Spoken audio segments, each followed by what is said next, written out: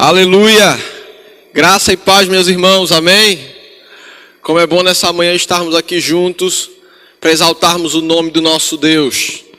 E hoje nós queremos falar a respeito da alegria como ferramenta para o crescimento. E para isso eu quero convidar você a abrir comigo sua Bíblia na epístola do apóstolo Tiago, no capítulo 1. Tiago, capítulo 1. Estaremos meditando nesse texto aqui hoje e eu creio que o Espírito Santo irá falar ao nosso coração. Amém? Do verso 2 ao 4 diz o seguinte: Meus irmãos, tende por motivo de toda alegria o passardes por várias provações, sabendo que a provação da vossa fé, uma vez confirmada, produz perseverança. Ora, a perseverança deve ter ação completa, para que sejais perfeitos e íntegros, em nada deficientes. Amém? E como eu já disse, hoje nós queremos falar a respeito da alegria como essa ferramenta que nos conduz ao crescimento. Ao olharmos para a epístola de Tiago, nós logo compreendemos que o autor dessa epístola foi Tiago, o irmão de Jesus, filho de Maria. E é interessante, ao observarmos a maneira como ele se apresenta no verso 1, percebermos que Tiago ele não vai se apresentar como irmão de Jesus aqui, mas como servo do Senhor Jesus Cristo. E por que razão talvez isso? Veja bem, os irmãos de Jesus, ao longo do seu ministério, eles não seguiam a Jesus. Eles, na verdade, descredibilizavam o ministério do seu irmão Jesus. E quando nós vemos a narrativa bíblica tratando acerca da ressurreição de Jesus, e quando nós vamos para o texto de Atos capítulo 1, nós vamos ver, retratar ali que estava junto aos discípulos Maria e os irmãos de Jesus também. Então nós acreditamos que o ministério de Jesus foi eficiente a ponto de alcançar os seus irmãos. E Tiago foi um desses. Tiago se apresenta como servo de Cristo aqui, por compreender que uma vez alcançado por este Cristo que era o seu irmão, ele deixou de ser meramente o seu irmão e tornou-se o seu Senhor. Cristo tornou-se Senhor dos seus irmãos. Senhor daqueles que antes não o reconheciam como Senhor. E eu achei de grande importância iniciar a exposição desse texto hoje, enfatizando isso. A maneira como o apóstolo Tiago se apresenta em sua carta. Tiago, ele era líder da igreja de Jerusalém. Tiago, ele presidiu e liderou o concílio de Jerusalém, em Atos capítulo 15. Então nós vamos ver que Tiago ele não era apenas o irmão de Jesus que foi alcançado. Ele era um dos apóstolos de Jesus também, renomado no sentido de valor, de importância, de relevância entre os apóstolos, a ponto de presidir o concílio de Jerusalém e de liderar a igreja de Jerusalém. Ao olharmos ainda para o texto, nós vamos entender que Tiago ele estava escrevendo aos judeus da diáspora, aos judeus das 12 tribos da dispersão que estavam espalhados. Talvez ele estava escrevendo aqui, provavelmente se referindo às igrejas da Ásia Menor. Tiago, ele ainda escreve essa epístola com o intuito de que ela fosse uma epístola circular, que na igreja em que ela chegasse, ela fosse lida, para que toda a igreja fosse admoestada, exortada na palavra de Deus. É interessante vermos também ainda que Tiago ele faz uso de uma linguagem típica da literatura de sabedoria. Por isso que para muitos a epístola de Tiago é conhecida como o livro de Provérbios no Novo Testamento. Tiago faz uso de figuras de linguagem utilizadas na sabedoria proverbial lá do Antigo Testamento. Por estar escrevendo para judeus, é muito provável sim que ele entendia que aquela era uma linguagem comum, aquela era uma linguagem conhecida em meio aos judeus. Não são poucas as referências que ele faz ao Antigo Testamento. Não são poucas as referências que ele faz a termos proverbiais usados por Salomão e por outros sábios no Antigo Testamento, quando escreveram o livro de Provérbios, por exemplo. E por que eu estou falando tudo isso? Para que a gente possa entender o bojo da epístola de Tiago, para então adentrarmos ao conteúdo que nós queremos trabalhar nessa manhã. Amém? É muito provável que a epístola de Tiago tenha sido o primeiro escrito de todo o Novo Testamento. Então talvez se você for parar assim, para pensar no Novo Testamento de maneira cronológica, a gente começaria justamente pela epístola de Tiago. Foi a primeira carta, o primeiro escrito canônico aqui registrado de todo o Novo Testamento. Foi a epístola de Tiago. Muito provavelmente tendo sido escrita ali por volta do ano 47 depois de Cristo, 49 depois de Cristo. Agora, meus irmãos, é importante entendermos que precisamos considerar as provações por motivo de grande alegria, para então sermos conduzidos ao crescimento. É disso que nós queremos tratar nessa manhã. É acerca da necessidade de considerarmos as provações por motivo de grande alegria que nós queremos tratar nessa manhã. Não porque a provação tem alegria em si mesma. É bem verdade que não. Ninguém se alegra na tribulação. Ninguém olha para uma provação e diz: estou muito alegre, estou passando por uma provação. Claro que não. A provação em si mesma, ela não tem finalidade de contentamento algum. Agora, quando nós consideramos a provação por motivo de grande alegria, aí sim, somos conduzidos ao crescimento. Amém? Então vejamos aqui de que maneira nós podemos crescer ao considerarmos as provações por motivo de grande alegria. De que maneira? Vejamos primeiro que nós crescemos na percepção da provação. Nós crescemos, em primeiro lugar, na percepção da provação. O verso 2 e 3 vai nos dizer o seguinte: meus irmãos, tendo por motivo de toda alegria passardes por várias provações. Isso é uma convocação, é um imperativo. Agora ele vai dizer no verso 3: sabendo que a provação da vossa fé produz perseverança. Então, para que nós possamos crescer diante da provação, tendo-a por motivo de grande alegria, nós primeiro precisamos ter a percepção correta da provação. Muitas pessoas têm sido devastadas em meio às suas dificuldades, adversidades, provações, porque não têm enxergado a provação pela perspectiva correta, pela ótica correta. Veja que a provação, ela tem propósito. Toda provação, ela tem um propósito. Toda adversidade tem um propósito. É bem verdade que existem lutas que nós entramos que o Senhor não nos colocou nelas. Mas não existe uma luta sequer, uma provação sequer, na qual não tenha proveito nas mãos do Senhor em nossas vidas. Nós precisamos então entender que como a provação tem propósito, o propósito dela é então conduzir o fiel ao crescimento. Toda provação tem um propósito de conduzir o fiel, o crente, ao crescimento. Mas para isso é necessário encarar a provação com o entendimento correto. As igrejas, elas jamais cresceriam se elas não discernissem a ação graciosa de Deus em meio às provações. O apóstolo Tiago estava escrevendo para uma igreja de um contexto de perseguição, uma igreja num contexto de heresias fora da igreja tentando entrar na igreja, e heresias dentro da igreja, no meio de falsos profetas, no meio dela mesmo. Então ele sabia muito bem a necessidade que aqueles irmãos tinham de entender que precisavam ser fiéis, que precisavam enxergar a provação pela perspectiva correta. Não é diferente conosco. Nós precisamos também enxergar dessa maneira. O apóstolo Tiago, ele não estava aqui sugerindo que haveria provações. Ele já estava trabalhando com a garantia de que haveriam provações. Porque a provação, ela é uma das garantias na vida do crente. Se tem uma garantia que você pode ter, é que você vai passar por provações. Vivemos na esperança da volta do nosso Senhor. E essa é a nossa esperança. Mas até que chegue aquele grande dia, haveremos de passar por provações.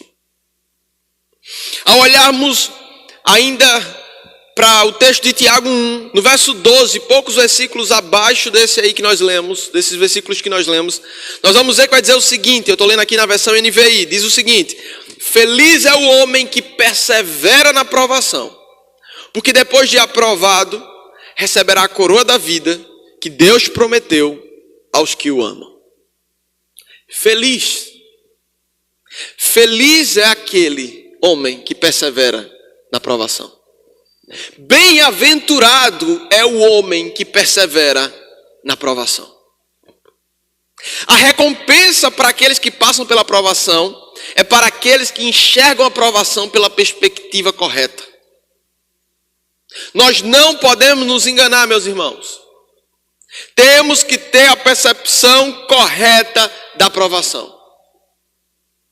Eu estava, essa semana que passou, em uma mentoria lá no Betel, participando de uma mentoria junto com outros colegas e uma missionária que estava então dando essa mentoria a nós, dando-nos essa mentoria. E houve uma pergunta de uma colega que foi muito interessante. A colega, eu creio que tinha perguntado assim: missionária, até que ponto devemos suportar as provações, as dificuldades?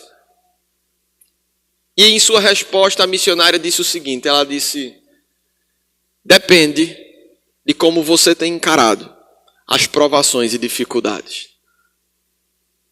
Se você olha para a provação mínima e você diz, é maligna, então de fato para você é maligna aquilo ali e você não vai tirar lição nenhuma daquilo. Agora, se você olha para as gigantescas provações e enxerga a ação graciosa de Deus em meio a elas, você vai suportá-las. E você vai passar por elas considerando motivo de grande alegria. A verdade é que nós não podemos nos privar de passar por provações. Mas nós podemos nos reeducar em como passarmos por elas. E meus irmãos, eu digo isso com o entendimento de que não é fácil. Não é fácil lidar com certas dificuldades. Não é fácil lidar com certas provações e adversidades. Mas em todas elas nós temos a garantia da presença suficiente do nosso Senhor Jesus Cristo. Amém? Veja que ainda que a provação, a respeito ainda de crescermos na percepção da provação, nós precisamos entender que a provação ela toca na fé. O verso 3, parte A, vai dizer, sabendo que a provação da vossa fé, uma vez confirmada, produz perseverança.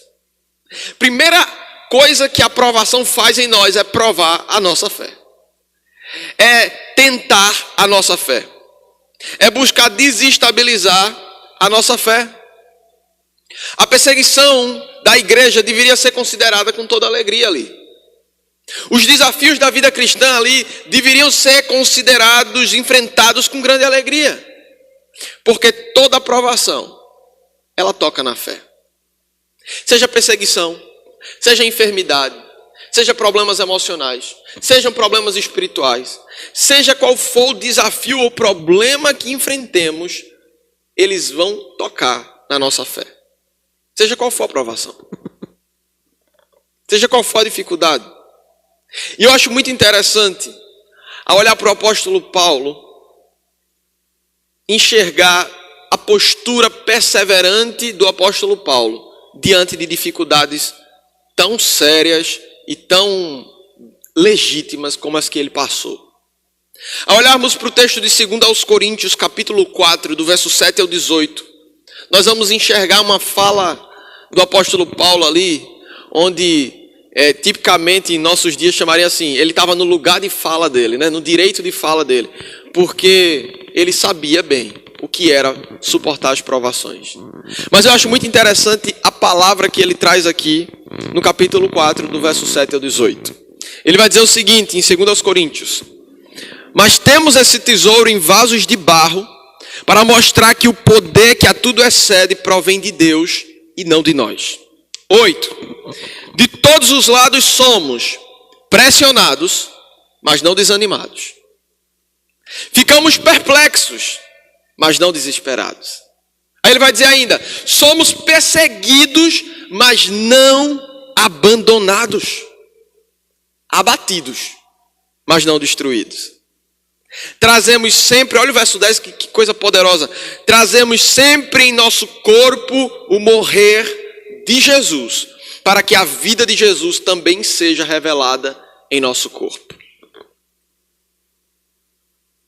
Em outras palavras, quando você está diante da provação, você está carregando o morrer de Cristo, para que a vida de Cristo seja revelada enquanto você carrega o morrer de Cristo na sua carne. Enquanto nós carregamos as provações, enquanto nós carregamos as dificuldades, enquanto nós suportamos as adversidades, o viver de Cristo é manifesto em nós. Veja que ele continua dizendo aqui no verso 11, pois nós que estamos vivos somos sempre entregues à morte por amor a Jesus, para que a sua vida também se manifeste em nosso corpo mortal. Estamos vivos, fomos alcançados, fomos resgatados. Mas para que essa vida se manifeste em nós, nós temos que morrer. É diante das nossas debilidades constantes, cotidianas, que a graça do Senhor se manifesta poderosíssima em nossas vidas. É diante das adversidades mais truculentas que nós poderíamos suportar que a ação graciosa de Deus se manifesta de maneira eficaz. Meus irmãos, veja que o apóstolo Paulo ele continua aqui ainda e ele vai dizer o seguinte: de modo que em nós atua a morte, mas em vocês a vida. E ele continua, verso 13, está escrito, criei, por isso falei. Com esse mesmo espírito de fé nós também cremos e por isso falamos. Porque sabemos que aquele que ressuscitou o Senhor Jesus dentre os mortos, também nos ressuscitará com Jesus e nos apresentará com vocês. Tudo isso é para o bem de vocês, para que a graça que está alcançando um número cada vez maior de pessoas, faça que transbordem as ações de graças para a glória de Deus. E aí ele diz no verso 16, por isso não desanimamos. Não desanimamos. Embora exteriormente estejamos a desgastar-nos, interiormente estamos sendo renovados dia após dia. Olha que interessante esse verso 16. Por isso nos desanimamos. Aí ele vai dizer, embora que no exterior, no físico, no emocional, no mental, não sei, no exterior, no aspecto exterior, nós estejamos cansados, nós estejamos desgastados, nós estejamos nos sentindo abatidos até em certos momentos. Contudo, no nosso interior, nós somos renovados dia após dia. A consciência da renovação de Cristo em nós precisa dominar o nosso coração. A consciência da suficiência de Cristo em minha aprovação precisa renovar o nosso espírito abatido. Nós precisamos ser tomados por essa consciência gloriosa de que ainda que estejamos desanimados, cansados, aparentemente destruídos, somos renovados dia após dia. Há renovo para o seu coração, há renovo para o meu coração, em meio às provações e adversidades.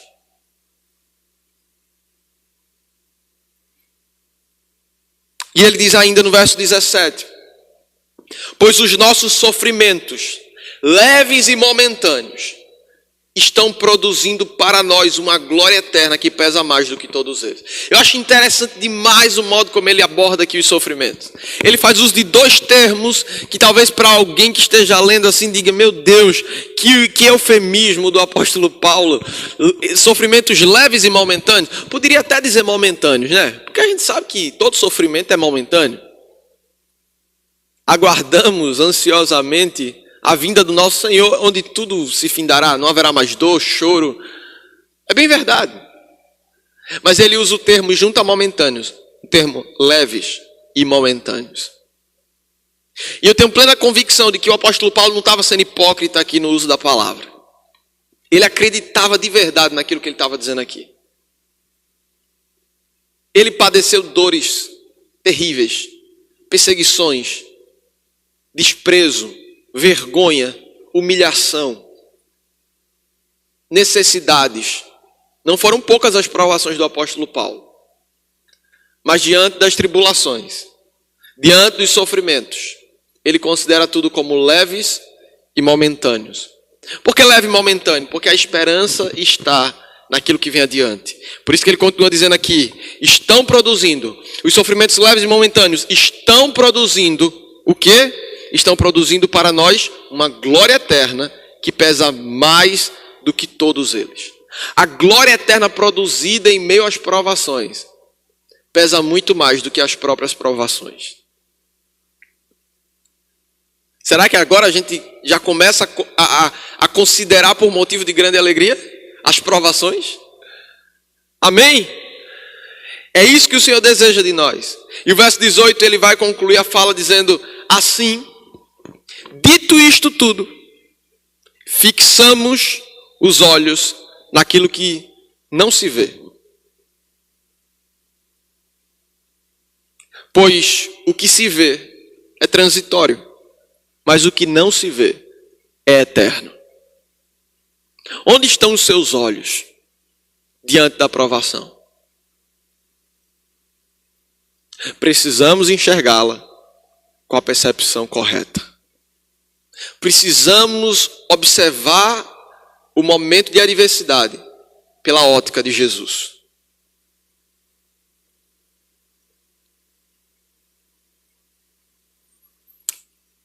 Meus irmãos, enquanto a nossa visão acerca da provação, da adversidade não for ressignificada, não poderemos considerá-la por motivo de grande alegria.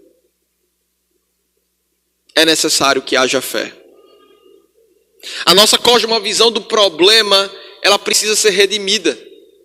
E isso só é possível quando nós vivemos, quando nós andamos por fé. Não tem como ser de outra maneira. Precisamos andar por fé. Precisamos caminhar por fé. Se nós almejamos agradar a Deus, nós precisamos nos alegrar em circunstâncias conflituosas e conturbadas, discernindo em todo o tempo o propósito delas. Se você quer agradar a Deus, aprenda a discernir o propósito das circunstâncias conflituosas e conturbadas na sua vida. Se nós de fato queremos agradar a Deus, nós precisamos viver o exercício prático e contínuo na fé cristã, na vida cristã, de confiança no Senhor e de olhar para o problema pela ótica de Cristo. Vejamos ainda que nós crescemos também na produção ou na operosidade da perseverança. O verso 3 e o verso 4, parte A, vai nos dizer o seguinte: sabendo que a provação da vossa fé produz perseverança, ou opera perseverança. Verso 4, parte A. Ora, a perseverança deve ter ação completa. A perseverança deve ter ação completa. Nós crescemos também na produção da perseverança. O termo aqui para perseverança usado é hipomoné, que significa constância, firmeza ou em si mesmo perseverança. Constância, firmeza ou perseverança. E vejamos então que essa perseverança, ela primeiro precisa ser construída. A firmeza, a perseverança, ela não é fruto do acaso. A perseverança não é fruto da minha resiliência própria. Não é uma coisa que diga assim, nossa, como Pablo é uma pessoa resiliente. Diante das provações, ele supera todas elas com uma facilidade. Ele se permite ser conduzido tranquilamente em meio às adversidades. Não é fruto de nós mesmos. Ninguém é perseverante por si mesmo. Não. A perseverança, ela precisa ser construída. A perseverança, ela não é um fruto de uma ação pessoal ou independente. A perseverança é obra do Espírito Santo de Deus. A perseverança, ela precisa ser construída, e ela é construída a partir de uma fé consistente. Uma fé que é volúvel, uma fé que não é consistente, uma fé que não é sólida, não irá produzir perseverança. Nós não podemos produzir perseverança da nossa intelectualidade. A perseverança não é fruto do nosso emocional. A perseverança é fruto da ação do Espírito em nós, quando nós temos uma fé consistente, permanente, resoluta.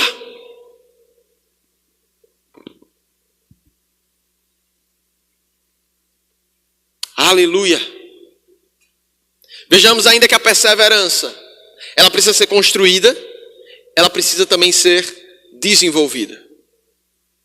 Ela é produzida e operada, logo ela é construída.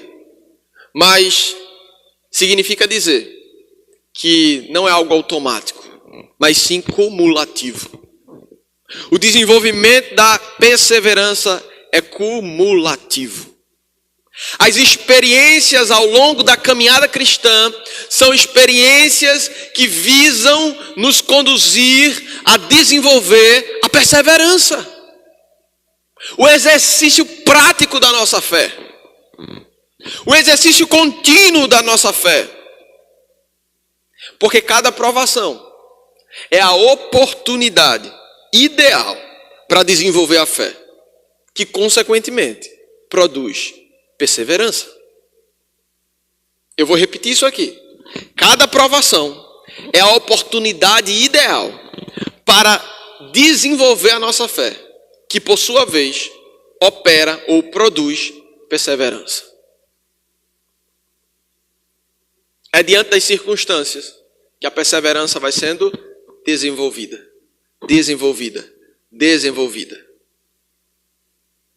Agora veja, ela é construída, ela é desenvolvida e a perseverança ela também é completa. O crescimento, ele é evidenciado quando a perseverança tem ação completa. Quando que eu posso evidenciar o crescimento, o meu crescimento ou o crescimento de alguém diante da provação? Quando a perseverança daquela pessoa, quando ela, uma vez considerando por motivo de grande alegria aquela provação, desenvolve a sua fé robusta e a sua perseverança chega a ter uma ação completa. Aí a gente vê o crescimento. Crescimento só é crescimento quando se dá frutos. Então, perceba que a igreja, ela deveria ser resoluta em permanecer perseverante na fé. A igreja a que Tiago estava escrevendo precisava ser constante na perseverança, sem a qual não haveria crescimento. E essa perseverança, nós vimos aqui, ela é construída a partir de uma fé consistente. Ela é desenvolvida e ela chega a uma ação completa. Meus irmãos, em tempos de inconstância e de inconsistência, a nossa fé precisa ser constante e consistente. A nossa fé, ela tem conteúdo. A nossa fé, ela tem base. A nossa fé tem fundamento. E Cristo é o fundamento da nossa fé. E é por causa disso, é por isso que nele nós podemos nos alegrar em meio às provações. Porque ele é o fundamento da nossa fé. Nele nós estamos fundamentados. Nele nós estamos solidificados. Ele é a nossa rocha. Nós podemos confiar nele. Nós não recebemos promessas que nos privaria de viver provações. Nós recebemos a promessa de que mesmo diante das provações, Cristo seria em todo o tempo auxiliador, o nosso companheiro, por meio da pessoa do Espírito Santo. Jesus não foi privado de viver provações. Por que nós queremos então ser privados delas?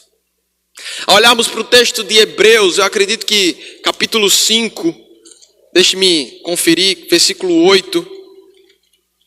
Hebreus 5, 8. Eu acho sublime aquele texto. Hebreus 5, 8. Onde o autor aos Hebreus, falando a respeito do sacerdócio de Cristo, que é superior ao da antiga aliança, ele vai dizer no verso 8: embora sendo filho, aprendeu a obediência pelas coisas que sofreu. Embora Cristo sendo filho, unigênito, o próprio Deus, aprendeu a obediência pelas coisas que sofreu. De que maneira você quer aprender? É pelo sofrimento. Porque o sofrimento produz glória maior. É pelo sofrimento que nós somos tornados semelhantes a Cristo Jesus. Ninguém quer se parecer com Jesus no sofrimento, não é verdade? A gente quer se parecer com Jesus em outras coisas. Mas eu quero lhe dizer que assim como Jesus, nós precisamos desenvolver, diante do sofrimento, uma postura de contentamento. E quem produz contentamento em nós não são as frases motivacionais, não são os coachings que estão lá fora pregando qualquer coisa, menos a verdade de Deus. O que produz contentamento em nós é a pessoa bendita do Espírito Santo que habita em nós. É Ele quem produz contentamento. Aleluia. Vejamos ainda, meus irmãos, que o que nos conduz à perseverança, firmeza, constância, é a dependência do Espírito Santo. E de modo prático isso se dá por meio do exercício do fruto do Espírito Santo. Como que eu vou ser perseverante em meio à provação? Desenvolvendo ali, manifestando, melhor dizendo, desenvolvendo e manifestando o fruto do Espírito. É na hora da provação que tem que entrar amor, alegria, paz, paciência, bondade, benignidade, amabilidade, fidelidade, mansidão, domínio próprio. É nessa hora. É na hora que o bicho está pegando, como diz o ditado popular, né? É nessa hora que as nossas forças se esgotaram, que nós precisamos manifestar o que há dentro de nós por meio do Espírito Santo.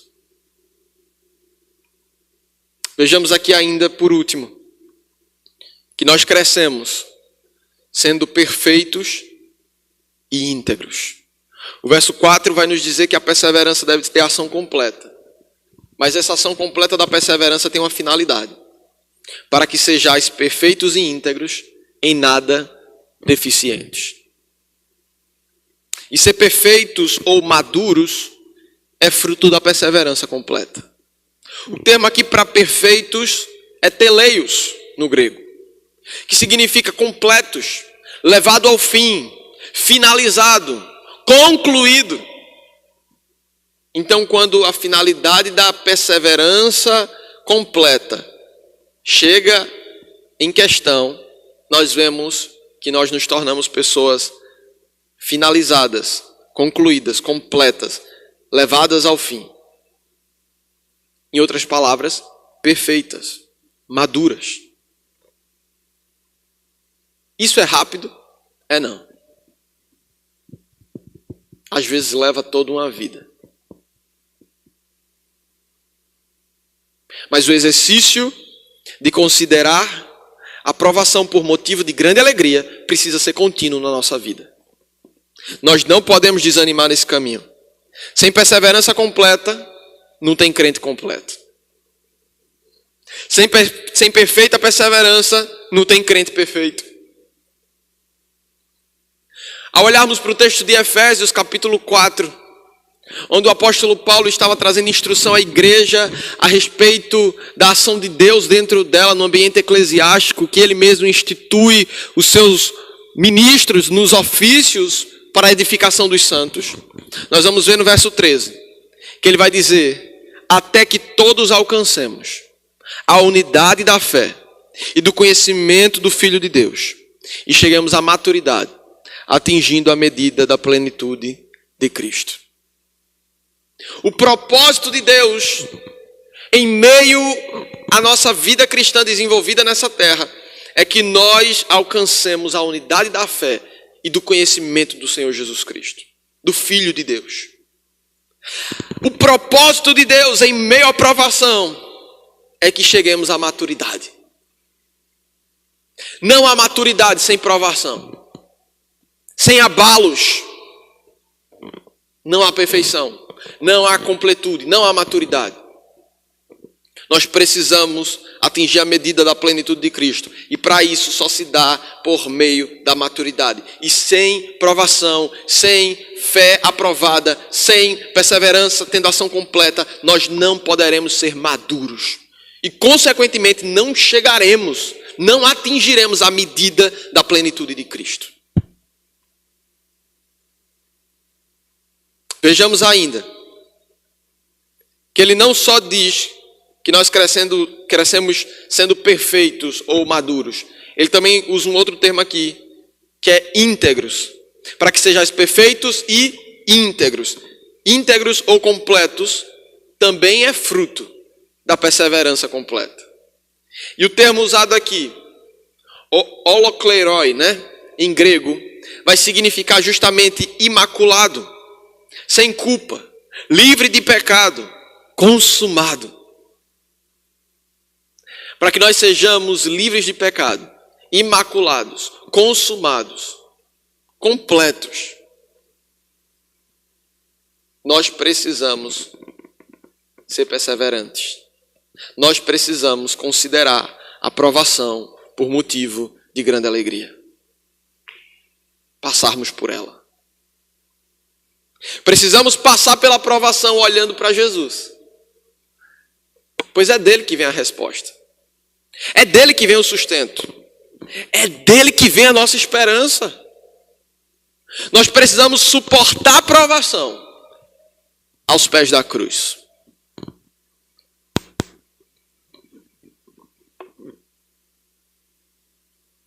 Aos pés da cruz. A nossa fé, ela será provada sim. Isso me lembra até aquele hino, Cada vez que a minha fé é provada, tu me dás a chance de crescer um pouco mais. É isso que o Senhor faz. A provação da nossa fé é oportunidade para que cresçamos um pouco mais. Um pouco mais. Um pouco mais. Talvez hoje estejamos sendo muito desafiados pelo Senhor aqui. Mas eu quero lhe dizer que junto do desafio vem a habilidade para superarmos as dificuldades. Amém? Veja aqui no verso 14 do capítulo 4 de Efésios, no verso 13 nós vimos a estruturação a respeito daquilo que é a unidade da fé, a maturidade, o estado de perfeita varonilidade de Cristo como modelo e referencial de maturidade. Mas no verso 14, ele vai continuar, o apóstolo Paulo vai continuar dizendo: o propósito é que não sejamos mais como crianças, levados de um lado para o outro pelas ondas, nem jogado para cá e para lá por todo o vento de doutrina e pela astúcia e esperteza de homens que induzem ao erro. Qual o propósito da edificação dos santos? É que não sejamos mais como crianças. Que sejamos íntegros, imaculados, completos. Nós não podemos ser um boneco, um fantoche nas mãos da provação. Já viu aquelas pessoas que a aprovação joga ela para cá, para lá, ora ela está bem, ora ela está péssima, ora ela está por cima, ora a aprovação está por cima dela. E a gente vai vendo assim, meus irmãos, isso aqui não é um chamado a que ignoremos as provações. Eu quero deixar isso bem claro aqui. O Senhor não nos chama a ignorarmos as provações. Isso é um chamado a passarmos por ela, tendo motivo de grande alegria, considerando grande alegria. Porque a aprovação produz glória para Deus.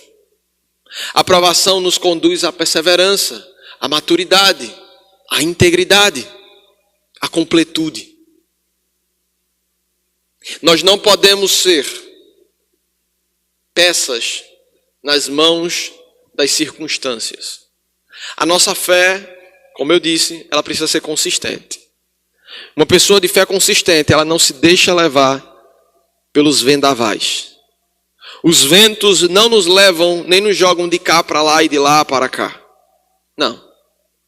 Nós somos conduzidos por Cristo, pelo Espírito de Deus em nós, ao longo de toda a provação, tendo-a por motivo de grande alegria. Por isso, então, para concluirmos, precisamos aqui entender que ao considerarmos as provações ou adversidades por motivo de grande alegria, nós crescemos primeiro em nossa fé, discernindo as provações com a perspectiva correta. O seu propósito. Qual o seu propósito? Crescemos ainda na contínua perseverança, constância ou firmeza, exercitando o fruto do Espírito, vivendo na dependência dele. E em terceiro lugar, nós crescemos tornando-nos perfeitos ou maduros e íntegros ou completos, assumindo a postura de maturidade e completude no Espírito. Deste modo, meus irmãos, eu lhe convido, alegre-se na dor, alegre-se na tribulação, na adversidade, pois esta tem um objetivo glorioso, maturidade e completude. Esse é o objetivo glorioso da provação, da adversidade. Alegre-se, o Senhor está contigo. Amém? Vamos ficar de pé nesse momento. Queremos orar então para que o Senhor nos conduza ao exercício da sua palavra. Que o Espírito de Deus aplique em nosso coração a palavra que foi ministrada nessa manhã. Amém? Glória a Deus. Pai, nós te exaltamos e glorificamos o teu nome, porque tu és maravilhoso. Obrigado, Senhor, porque em meio às provações, nós podemos desfrutar do cuidado pleno do Senhor em nossa vida. Obrigado pela pessoa bendita do Espírito Santo, que nos consola, nos conforta, mas também nos exorta a perseverarmos em alegria em meio às circunstâncias contrárias.